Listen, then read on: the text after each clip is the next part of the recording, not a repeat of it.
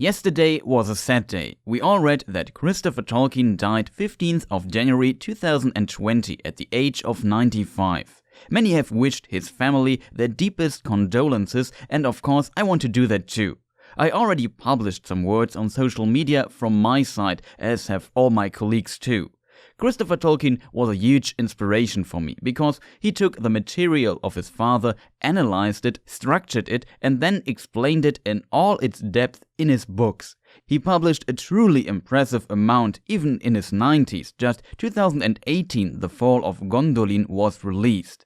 His work ethic alone is truly inspiring, but also his thorough approach. He opened the gate for the world to explore Tolkien's writings and the philosophy behind them in a depth that would not have been possible without him. He did not keep what he knew for himself, but shared it with the world.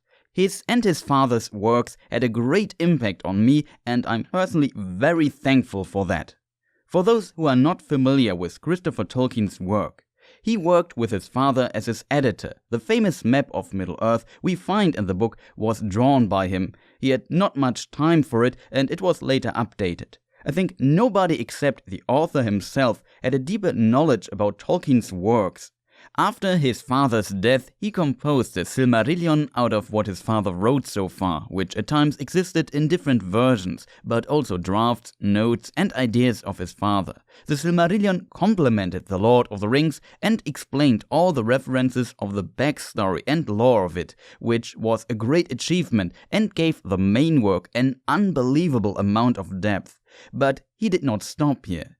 He started publishing more books that explained how and why he composed the Silmarillion the way he did, and what ideas and notes of his father he had to ignore to compose a coherent book that fit into The Lord of the Rings. He had to make sacrifices to finish the book his father could sadly not complete in his lifetime. But he was fully transparent with what he did. He published a lot of books with all the information. The History of Middle-earth books consist of 12 books alone and an additional index book, which demonstrates through how much material he needed to work through and structure it, and bring structure into unsorted information that exists in multiple different versions is just a tremendous amount of work.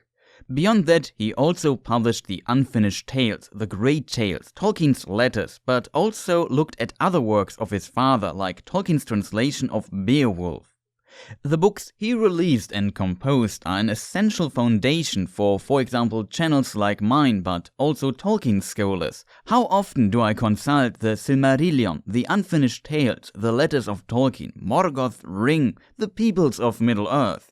Almost every day. I make Tolkien-related lore videos since 2017. Some are far over an hour long, and I feel like I haven't even scratched the surface. So vast and deep was the knowledge Christopher Tolkien has shared with the world about the great works of his father.